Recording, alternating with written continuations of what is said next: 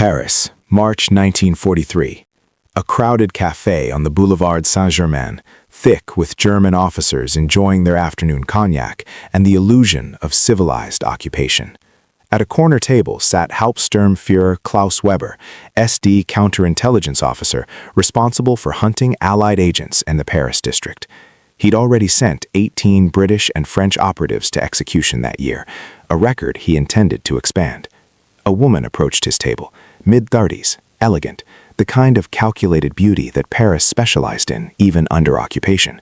She smiled, asked for a light in accented French, gestured to the empty chair across from Weber. He nodded permission, already calculating whether this was genuine interest or professional. Women approached German officers for many reasons in occupied France, some seeking protection, some gathering intelligence, some simply surviving. She sat, withdrew a cigarette case, then reached into her handbag for what appeared to be a lipstick tube. Gold-plated, expensive-looking, the kind of cosmetic that wealthy women carried everywhere. She unscrewed the cap, angled the tube as if checking the lipstick shade in the afternoon light streaming through the window. The tube was pointed directly at Weber's chest. She pressed the base of the tube. .22 caliber bullet struck Weber just left of his sternum. He gasped, hand moving to his chest, eyes wide with shock and confusion. The woman calmly returned the lipstick to her handbag, stood and walked toward the exit. Other patrons noticed Weber's distress, a man having some sort of attack perhaps, choking or suffering cardiac event, but saw no weapon, heard no obvious gunshot, noticed nothing except a woman departing and a German officer collapsing. Weber died 90 seconds later, heart perforated by a bullet from a weapon no one recognized. The investigation found the bullet during autopsy, but never identified the shooter or weapon type.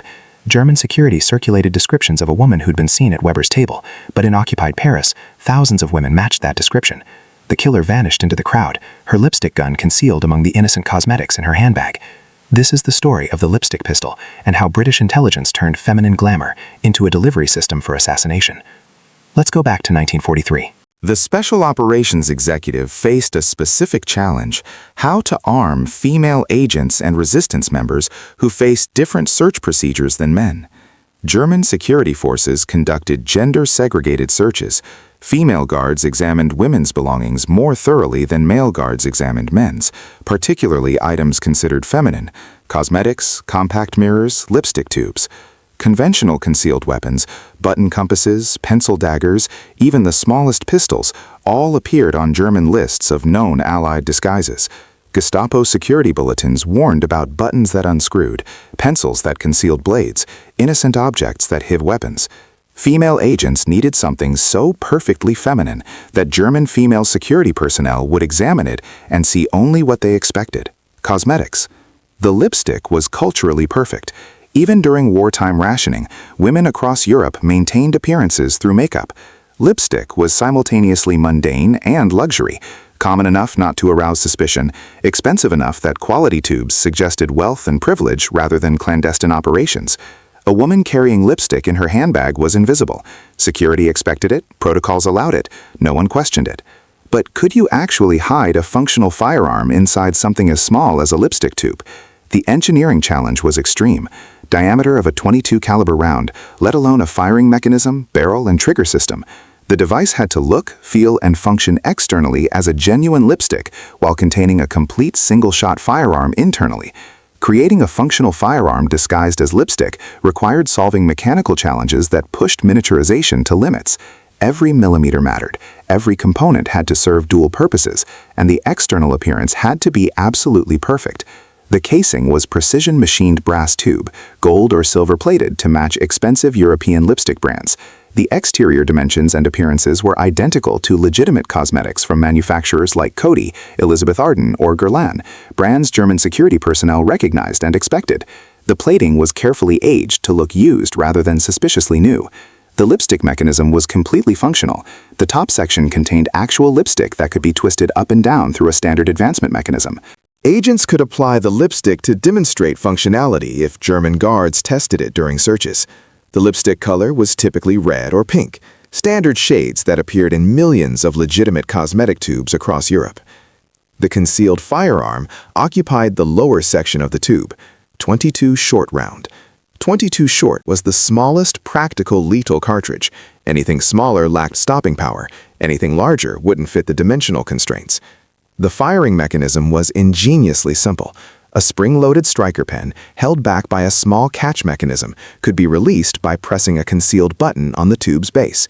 Some variants used a twist-and-press action. Rotate the base to the firing position, then press to release the striker.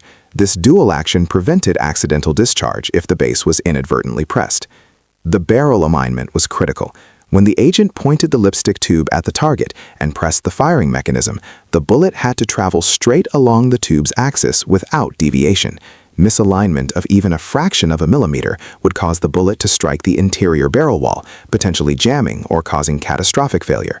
The effective range was minimal, 3 to 5 meters maximum, preferably contact range. The short barrel and minimal bullet velocity meant accuracy degraded rapidly with distance.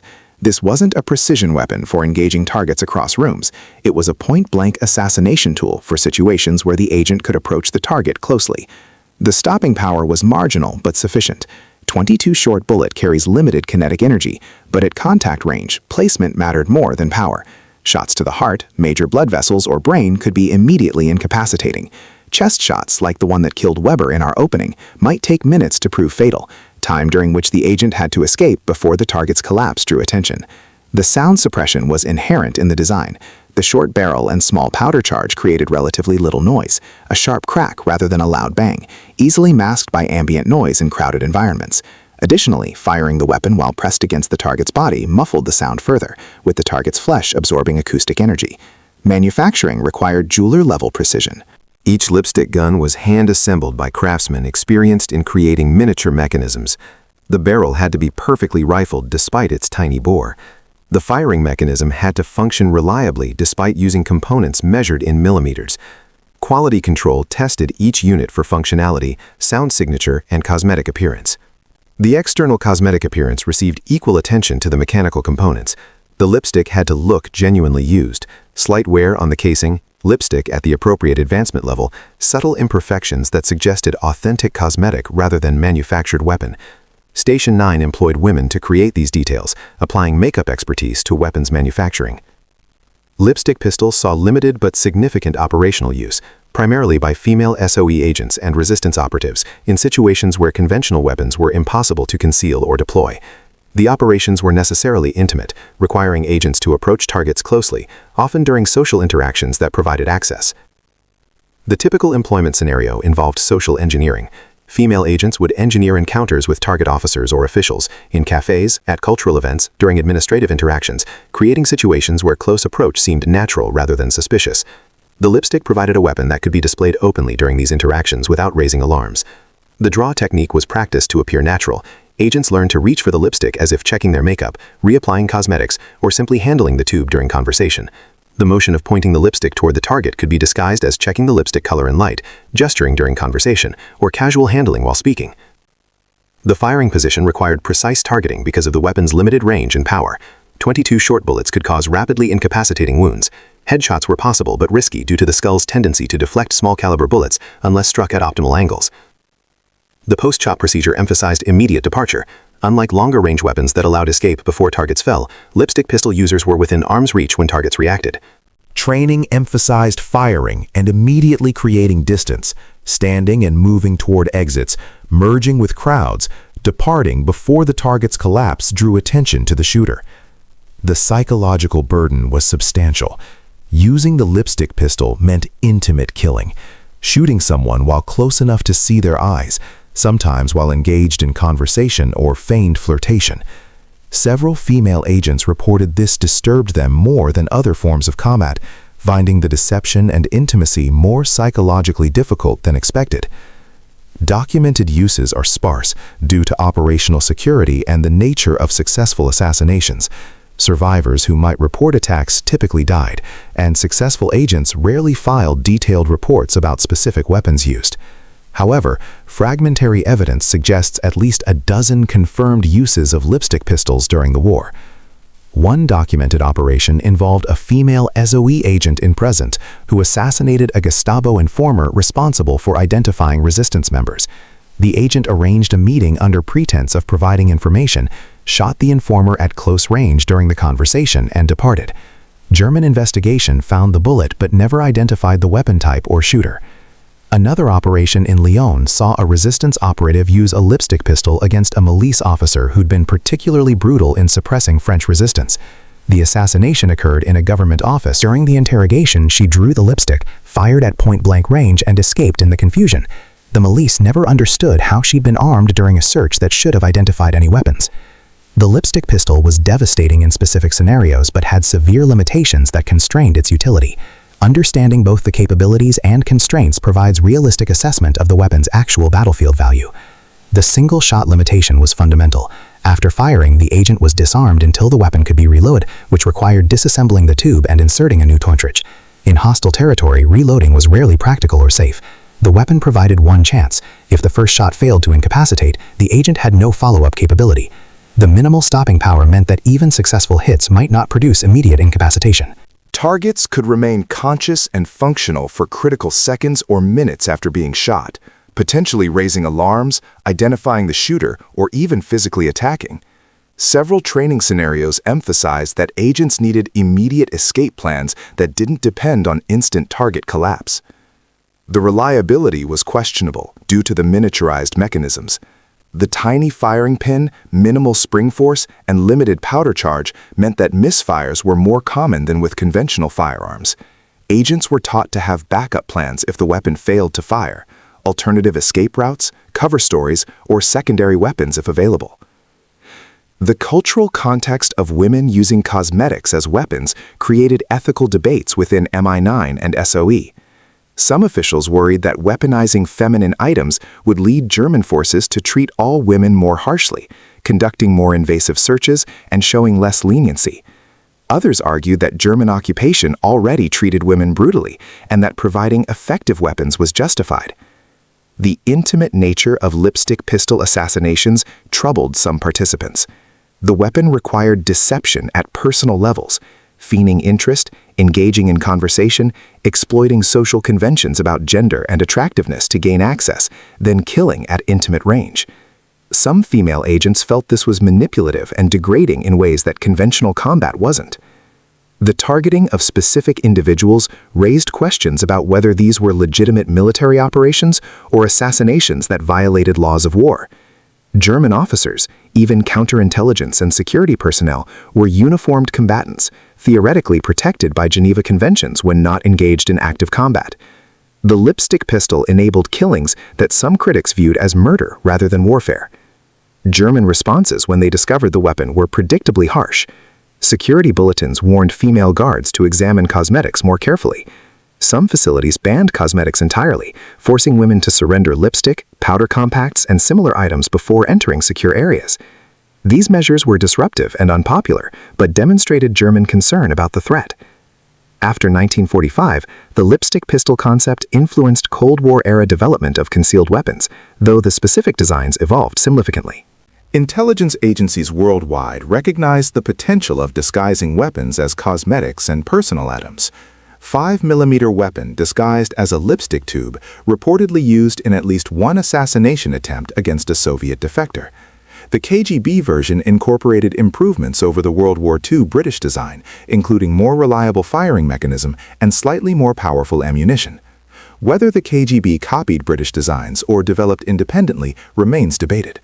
CIA technical services created various concealed weapons, including cosmetic disguised firearms, though specific details remain classified. Declassified documents confirm that lipstick pistols and similar devices were considered for operational use, with some prototypes manufactured and tested. Whether they saw actual deployment in Cold War operations is unknown. Modern security screening technology has made cosmetic disguised weapons largely obsolete for high-security targets. X-ray scanners reveal internal mechanisms regardless of external appearance. Metal detectors identify firearm components even when hidden inside cosmetic tubes. The arms race between concealment and detection has generally favored detection in contemporary security environments. However, the concept persists in certain contexts. Some self-defense products marketed to civilians use lipstick-styled housings for pepper spray or alarm devices, non-lethal variants of the World War II weapon concept. These emphasize concealment and surprise while avoiding the legal complications of disguised firearms. Collectors occasionally encounter claimed World War II lipstick pistols, though authentication is difficult due to limited documentation and the small number produced. Many purported examples are post-war reproductions or complete fabrications. Genuine examples command extremely high prices due to rarity and historical significance. Museums rarely display lipstick pistols, primarily because so few survived and because intelligence services remain reluctant to publicize specific concealment techniques that might inspire contemporary threats. The International Spy Museum in Washington occasionally exhibits examples in special collections focused on concealed weapons. The cultural legacy includes fictional representations in spy literature and films, though Hollywood typically exaggerates the weapon's capabilities. The Bond film, The Living Daylights, featured a lipstick gun, as have various other spy-themed entertainment properties. These fictional versions usually show greater range, power, and reliability than actual devices possessed. The few surviving female agents who used or carried lipstick pistols provided limited post-war testimony, as much of their work remained classified for decades. The testimonies that emerged paint a complex picture of the weapon's psychological and operational impact. She explained that having a weapon provided psychological security during dangerous missions, but the necessity of using feminine appearance as a tactical tool felt exploitative. The weapon symbolized how female agents' gender was weaponized alongside their training and courage. Another veteran described never using her lipstick pistol in combat, but valuing it as last resort insurance during missions where capture would mean torture and execution. The knowledge that she possessed some means of resistance, even if only a single shot, helped her maintain composure during interrogations and searches where weaponless agents might have panicked. German security personnel who learned about lipstick pistols after the war expressed professional respect for the ingenuity while condemning the treachery of disguising weapons as cosmetics. One former Gestapo security officer noted that the weapon violated the implicit rules of occupation by turning everyday objects into lethal threats, making civilian life more dangerous and complicated for security forces. Historical reassessment has examined the lipstick pistol within broader contexts of gender and warfare. Military historians note that female agents faced different operational environments than male agents, gender-segregated searches, assumptions about women being less dangerous, and social conventions about male-female interactions that could be exploited tactically. The lipstick pistol was specifically designed for these gendered operational realities. Feminist scholars have explored the complex dynamics of female agents using femininity as a weapon, the necessity of such tactics given wartime constraints versus the reinforcement of stereotypes about women using sexuality and appearance as tools rather than strength or skill. These analyses recognize both the practical effectiveness and the problematic implications of weaponizing gender stereotypes. The ethical debates continue about whether assassination weapons like the lipstick pistol were legitimate warfare tools or violations of combat norms. Defenders argue that German occupation was brutal and that resistance fighters were justified using any effective means to eliminate occupiers. Critics contend that some tactics, regardless of effectiveness, crossed moral lines that should have been respected even in total war. The lipstick pistol represented one of World War II's most disturbing weapons, not because of its destructive power, which was minimal, but because of what it symbolized: the transformation of feminine intimacy into a delivery system for death. It turned makeup into a gun, beauty rituals into assassination preparation, and close human interaction into lethal opportunity. For female agents who carried these weapons, the lipstick represented both empowerment and objectification. It gave them capability to defend themselves and eliminate targets in situations where conventional weapons were impossible to carry. But it also meant their femininity became a tactical asset to be exploited. Their appearance, social interactions, and the stereotypes about women all weaponized for military purposes. The Germans who died to lipstick pistols, Gestapo officers, security personnel, collaborators, died to a weapon they never saw coming because it looked like something entirely innocent. The last thing many saw was a woman checking her makeup, and their final thought might have been confusion about the sudden pain in their chest, rather than understanding they'd been shot. The weapon succeeded through perfect exploitation of expectations. Security forces expected women to carry cosmetics, searched them routinely, and found nothing suspicious because lipstick looked exactly like lipstick should look like. The human brain categorized cosmetic tubes as harmless, creating a cognitive blind spot that concealment engineering alone couldn't achieve. So why did this disturbing British lipstick gun deliver a kiss of death to the Gestapo? Because Station 9 engineers created a firearm that looked and functioned like cosmetics. Because female agents had courage to approach enemies closely, feign social interaction, and fire at intimate range. Because German security examined women's lipstick and saw only makeup, never imagining that the tube in her handbag could fire a bullet through their hearts. The lipstick pistol was disturbing not for its lethality, conventional firearms were far more deadly, but for its perversion of everyday objects and social rituals into instruments of assassination. It meant that every interaction with women in occupied territories carried potential danger, that cosmetics might conceal death, that a smile and a lipstick tube might be the last things you'd see. That psychological dimension was perhaps the weapon's greatest impact, not the few officers it actually killed, but the paranoia it created about women, about cosmetics, about the possibility that anything might be a weapon and anyone might be an assassin. And in occupied Europe, where trust was already destroyed and fear was already pervasive, that additional layer of uncertainty was itself a form of warfare. The kiss of death came wrapped in gold-plated brass, colored fashionable red, carried in handbags alongside compacts and perfume, and it proved that sometimes the most deadly weapons are the ones that look most innocent, until the moment they fire, and by then it's too late to defend against them. From lipstick guns to pencil daggers to concealed blades, World War II weapons reveals how British intelligence turned innocence into lethality. Subscribe now for more incredible stories of weapons that killed through perfect disguise and brilliant deception.